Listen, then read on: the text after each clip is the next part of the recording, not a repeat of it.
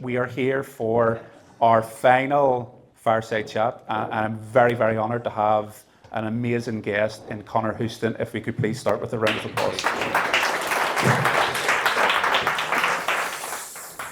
Conor, I genuinely am privileged to have you here. I know we've met a few times on the run-up to this to learn a bit more about each other. There's so many avenues. We've purposely left this quite unplanned. Yeah. There's so many avenues that you and I can go down with regards to your story. I want to start quite early on, and I want to ask you a question with regards to, you're very values-driven. That's important to you. What values shaped you as a child, and where do you still carry them in your life today as an adult? It's a great question. So I suppose my values start with my family, and family still is at the center of my life and everything that I do. I grew up in a wonderful household, and was instilled in me a bit like Tanya. In fact, my dad and Tanya's dad worked together 50 years ago when they started their careers. And my dad and mum would have instilled that work ethic in us. So I was in a house where working hard, but also balancing time, spending time with family was hugely important, and that's remained with me. And I suppose you can tell from those who don't know it, I have a bit of a funny accent, which has been with me for 30 years. And so I was born here, and we grew up in England, in Surrey. And when I was about 13, my dad decided that we would move home. So it was about 96, 97. And so for those of you who've watched Derry Girls, I was James in Derry Girls. I was the wee English fella. So when I went into the school at St. Patrick's, everybody called me the wee English fella. And I became this character of curiosity. You know, people come up to me going, you know, is your dance special branch? You know, are there Catholics in England? And all these bizarre questions. And a bit like James in Derry Girls, I had to navigate because I hadn't a clue. I did not have any education when it came to understanding Northern Ireland, even though I'd been born here and we'd always been brought up that it was home. We come back to visit grandparents, you know, a couple of times a year, etc. I didn't have any understanding of the place. In fact, I remember on one occasion I came home from school and I said to my dad, you know, where is this place, Sinn Féin? He went, what do you mean, where is this place? And I went, well, Gerry Adams is the president of this place called Sinn Féin, and I can't figure out where it is. And so this is how naive my understanding of Northern Ireland, its politics and its situation is and was. And so in a funny way, I was very lucky as a teenager, and obviously that was just before and around the time of the Good Friday Agreement, to make my own mind up about this society. And my first impression, it's funny how you can remember, I was about 14, we walked through Castle Court, which was brand new, it was all sparkly and white. And I remember the first thing was, obviously growing up in the southeast of England, it was a very diverse community. I mean, there was like 20 different nationalities in my class at school. And the first impression I actually had of Northern Ireland wasn't about the orange and green, it was actually about that at that time, you know, everyone was white, basically. It was you know, so that was the first impression. The second then I had was what I called the box mentality, that I realized that you were constantly being put in a box. You know, you're Catholic, Protestant, British, Irish, gay, straight, everything had to be put in a box. And I found that very frustrating. And I suppose for the last 27 years, I've kind of rebelled against that box mentality of Northern Ireland, and always enjoyed when people get confused or discombobulated as they try to put me in a box and I don't quite fit. So yeah, that I suppose the experience of coming back here as a teenager at a very extraordinary time in the history of this place in terms of the Good Friday Agreement, that shaped me both as a person in my belief and in my love of this place of home, but also it inspired me in a lot of what I went on to do in my career. I love how passionately you say home when you refer to here. And even when we've met beforehand, it's home. Yeah. It's somewhere you're very proud of. And those years, kind of 1996 to 1998, I remember you saying coming home, President Clinton gave his speech at Royal Avenue, which was, it seemed transformative at the time. And then, of course, 2 years later, we had the signing of the Good Friday Agreement. And that's something that's kind of deeply touched you in many ways, that agreement. If you could maybe give us an overview of why why you're so passionate about people coming together in Yeah, 1998. I think it was two. Firstly, actually, the Clinton in '95 turning the Christmas tree lights. That was the night my dad told us we were moving home. So it's a very distinctive memory and this sense of hope and going back to this place. And if I see Rob at the back, I remember the day of the referendum of the Good Friday Agreement. I was with my family. There was a taste fest going on outside the Waterfront Hall. And that's where we were as the news broke that the referendum had passed, and this sense of hope I can still remember. So for me, that time, and it continues to be a sense that when people come together and work together, they can overcome the impossible. And that really shaped my thinking as a teenager. And I went on to practice law at university, and that's why I wanted to be a lawyer, because I understood this peace agreement. And I remember as a teen reading it and going, this is law. This is people writing down words that are going to change society. So I'm really interested in this idea that law could actually change people's lives, that politics could change people's lives, and that politics could be hopeful. So that really, really inspired me as a teenager to go on to practice as a lawyer, and I suppose ultimately what drew me into politics itself. And the law journey feels fascinating as well, because it was typical Conor fashion, where it wasn't just dabbling your foot in law. I mean, you really excelled in that career as well, and went up the ladder, so to speak. And then, of course, made the decision to transition and change. Yeah, I was really lucky. As a very young lawyer, I was working on some of the big criminal human rights cases of that time. So I represented everybody from paramilitaries to journalists to religious ministers to politicians. And, I was very lucky to be exposed to some of the big cases, I suppose early 2000s, and really cut my teeth. I suppose the flip side of that was that being a criminal sort of lawyer in Belfast at that time, you're at the coalface of justice, so you're seeing the really hard edges of society. And I became more and more frustrated by why people, particularly young people, were ending up in the criminal justice system. And it was poverty, it was addiction, it was a total lack of opportunity. And this really did start to wear me down and frustrate me. And in fact, around the time of the flag protests, I represented about 24 young men who got involved in rioting, and all of whom ended up going to prison, not because I was a bad lawyer, but because Disclaimer. the law was very clear. If you were convicted of riot, you had to go to prison. So, but that experience, firstly, I mean, not to diminish people who get involved, should be held accountable. But what frustrated me was that most of these young men did not have criminal records. They did not have any of the triggers you would expect as a criminal lawyer to see them end up in the criminal justice system. And it started to make me think there's something deeply wrong in society, that politics and society is failing a generation of young people. And for me, it goes back to that kind of the promise and the hope of that agreement time was not being felt in too many communities, in too many places within the society. So that began, I suppose, a journey of me asking questions, of thinking about how can I be part of solving that problem. And you use the ladder analogy there. And the best way of describing it is, I just remember one day sitting in Laganside Courthouse in Court 10, and there was every morning you'd shuffle along in a queue to get your case called.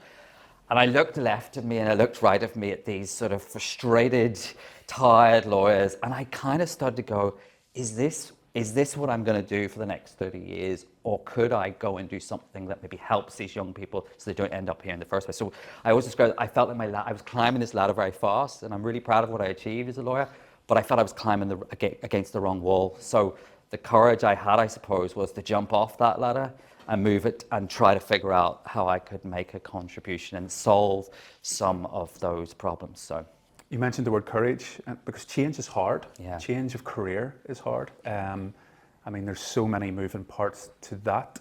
But how does somebody go from law and just what seems like a seamless transition into politics? How did that journey? Was it people? Yeah. Was it? Well, it was anything but seamless, just directly. It was chaos theory, I think would be a better description. It was, I feel that I had a privilege of being iterative. So what I tried to do is, if there was something I was passionate or interested in, I tried to either get involved in something where I could make a contribution, or I would create something. So I was involved in creating a number of, like, at that time, sort of young leader networks, people who were interested in affecting change. I got involved in all kinds of boards, whether it was at a special school. I was interested in how to affect media, so I was very lucky to get the opportunity to serve on the board of the Irish Times to try and think about how media can shape the narrative of society.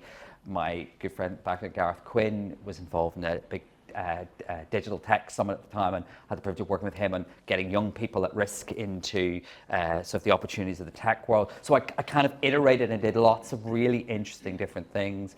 Got involved in the One Young World project, which we brought here a couple of years ago. So it was all about trying to figure out the different ways in which you could affect change and solve some of the problems that existed here.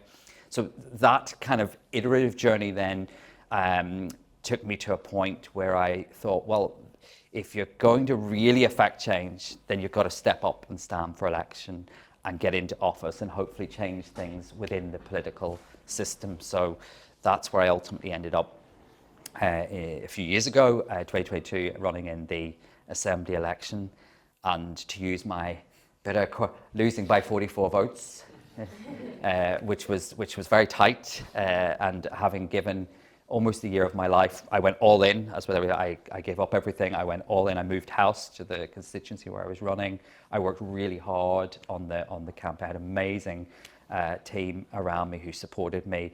And I could write a book about running for. It was an amazing experience, but it was hard then not to win when you've gone through all that. And I suppose the lesson for me was, I've always been lucky in everything I've done in my life, where if I wanted something, I've kind of achieved it. When I wanted to get my law degree, I got it, then I qualified. And so this was the first probably experience in my career where, not in an arrogant way about it, you don't go into an election not to win it.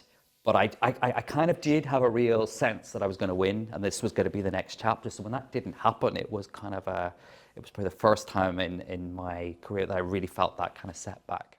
That's really interesting. And how did you process that as somebody that's always been a high achiever? Well,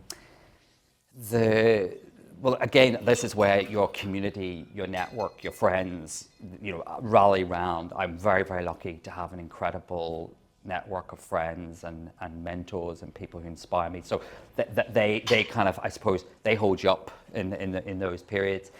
It also causes you to, running for election is one of the most vulnerable things I've ever done, because you are putting yourself quite literally out there, what you stand for, what your values are. The thing I'm proud of, and the reason I was able to process it well, was that I ran a campaign with integrity and based on my values. And to give actually a quick example on that, during the campaign, one of the party machine tried to persuade me to do a campaign that was negative, where they were going to present sort of a political opponent as looking like the devil and me looking positive and hopeful. And this particular sort of other politician, it was somebody actually I had huge respect for.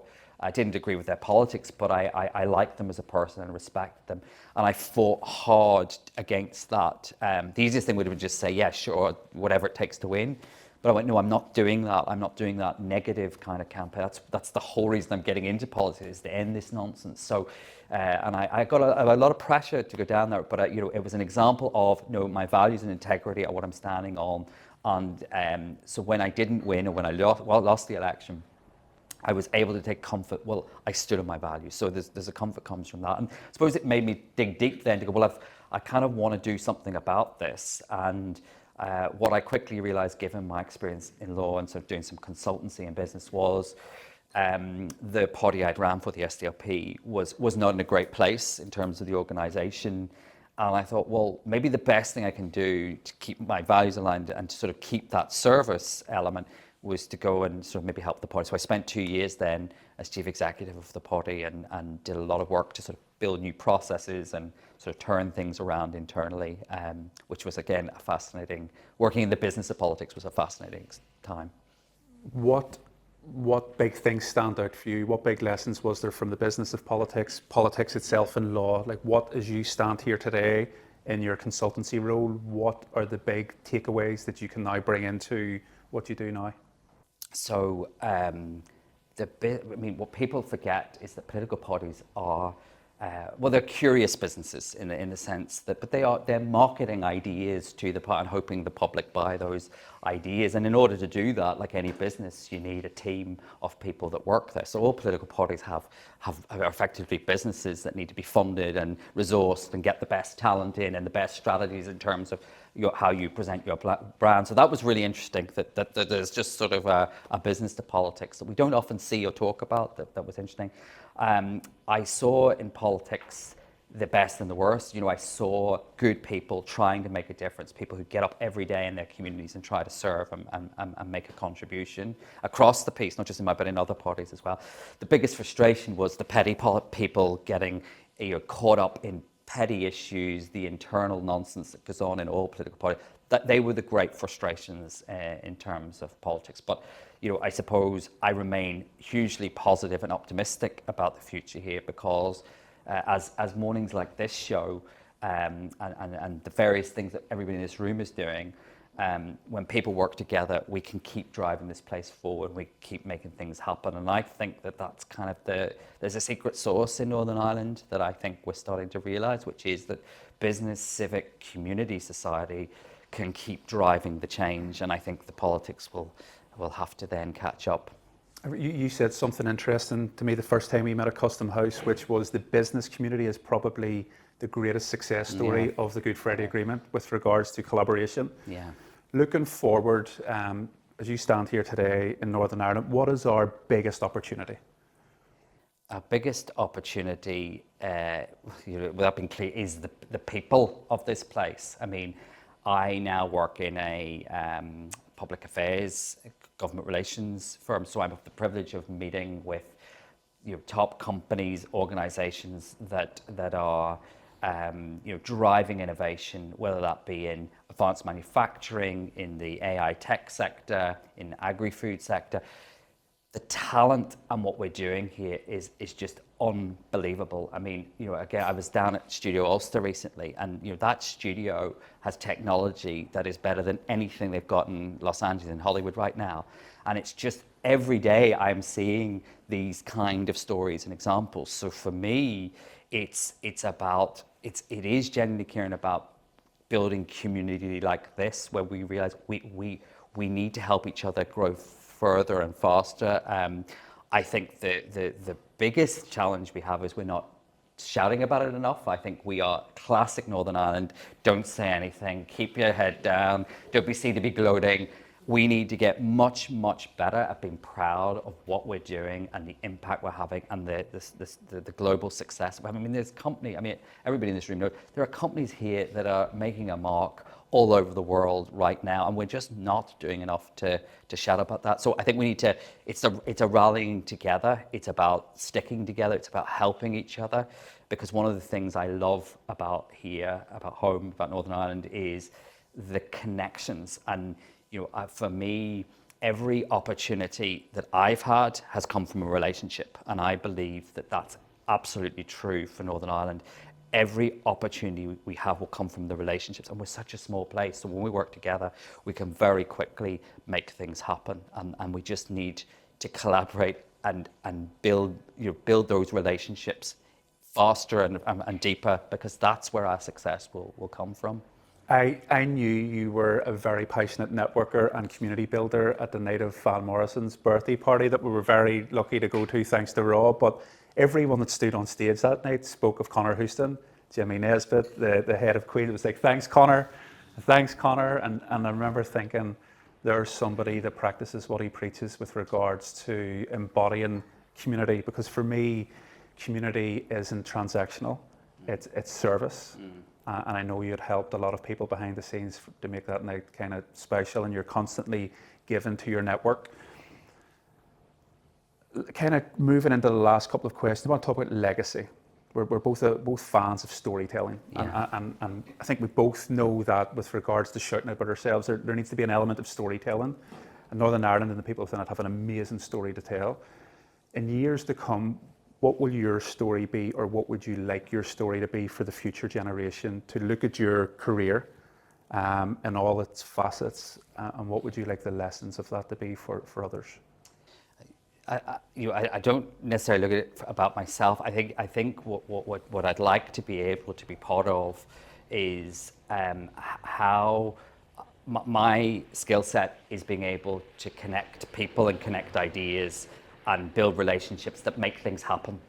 That's what I love doing. I love figuring out how to help, for example, a company here access a new market in the US or in Europe, because that will grow jobs, that will create success. So, but it's also about building relationships, building patience, because it takes time in building relationships. It's funny you use the term network, and I've said to you before, I never really liked the term networking. I think it sounds contrived and transactional. So we say you're a good networker, but I would hate to be known as a good networker in a funny sense, because it sounds like it's just somebody desperate to transact. Loads of cards getting handed out. Yeah, and I do business cards, but it's for me, it's not about that. In fact, so many of the relationships I have, it would be hard to point to a transaction.